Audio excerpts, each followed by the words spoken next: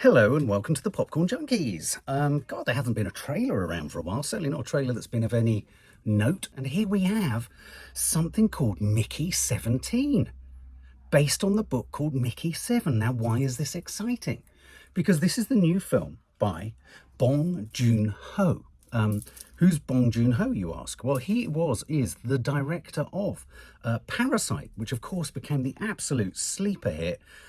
Korean movie that won every Oscar going, a staggering achievement, dark, twisted, about haves and have-nots, a sort of societal horror film, one of those films that defies genre and just spoke to a moment. It was almost the sort of art house South Korean equivalent to some of the topics, I feel, that were discussed in Joker, you know, the disenfranchised, the unheard, all that kind of stuff. He's a fascinating filmmaker. Even things like Snowpiercer, that I think was it the Netflix series that was inspired by a movie that he did. He made The Host, Mother, Parasite, obviously, and now we have Mickey 17. And this film is an exciting prospect. There's a lot of excitement about this film. It stars Robert Pattinson. What are your feelings on Robert Pattinson? Obviously, he of Batman. He is the new Batman. He of the Twilight films. He of The Lighthouse, in which he starred alongside Willem Dafoe. He's kind of gone on something of a sort of renaissance, really. He's become a bit of an indie darling, as well as a sort of mainstream darling. He's managing to straddle, as I say, the sort of esoteric and the mainstream. And in a weird way, this film could tick both of those boxes too.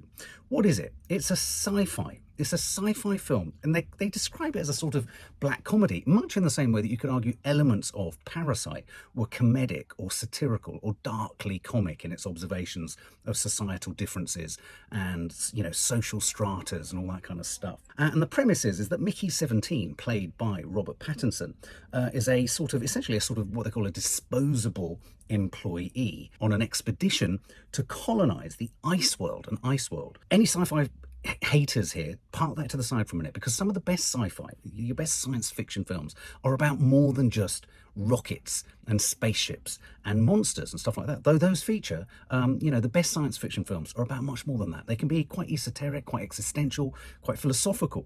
I think of films like Moon, which was directed, I think, by David Bowie's son. There was a guy stranded in space and he started to consider what his position was, why he was up there, why the corporation had placed him there. You've then got films like Alien, all the Alien films, with the idea of this kind of faceless kind of institution or corporation that's sending you out. If you die, you die. You're on a mission. The mission is priority. Starring alongside Robert Pattinson is Naomi Ackie, Stephen Yeun from things like The Walking Dead, but also from that wonderful series from A24, Beef, for which he's won every Emmy under the sun. Toni Collette's in there. Mark Ruffalo's in there. It's a stellar cast. So without further ado, let's check out Mickey 17. This is exciting director, exciting cast, and a really rich potential sci-fi, philosophical sci-fi subject matter.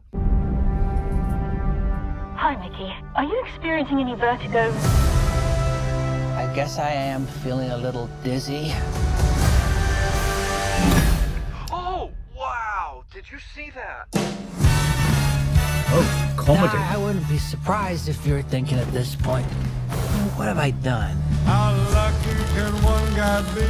Nothing was working out, and I wanted to get off of Earth. You're applying to be an expendable? Yeah. You read through the whole application. Ain't that a kick in the head? I should have read through it. Once you die, we'll print a new version of your body. My head keeps spinning. They made me work my ass off on one mission after another. Every time you die, we learn something new, and humanity moves forward. Oh, he's alive. It's fine. My life is gonna be Mickey! It's not looking very good for you. Yeah, no. I'm sure you're used to it by now, but what's it feel like to die? Even on my 17th go-around, I hate dying.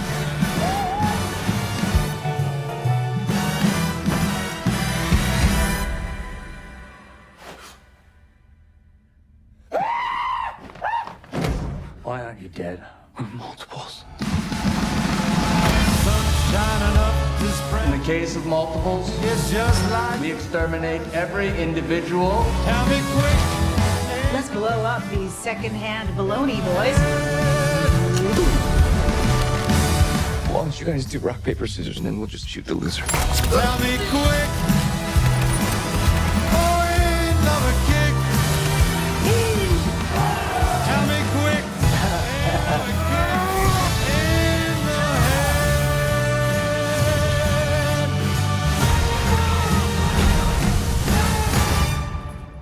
like you.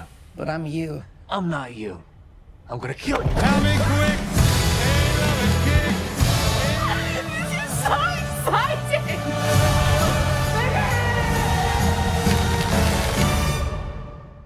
That's proper stage comedy. That's almost slapstick. I can only believe that whilst it is as kind of out there and showman and quite jokery in a way, there wasn't much in there sort of darkness or existential consideration, was there? It was total kind of gimmicky, slapsticky, all for laughs. But I can only presume, knowing the director, it's going to go deeper, and the implication going to go deeper. Sometimes some of the greatest horror stories, I'm thinking of someone like Jonathan Swift, when what a very modest proposal, which was satirical, but he was actually proposing the eating of children, written many years ago as a piece of satire about the Irish problem, the colonising of Ireland.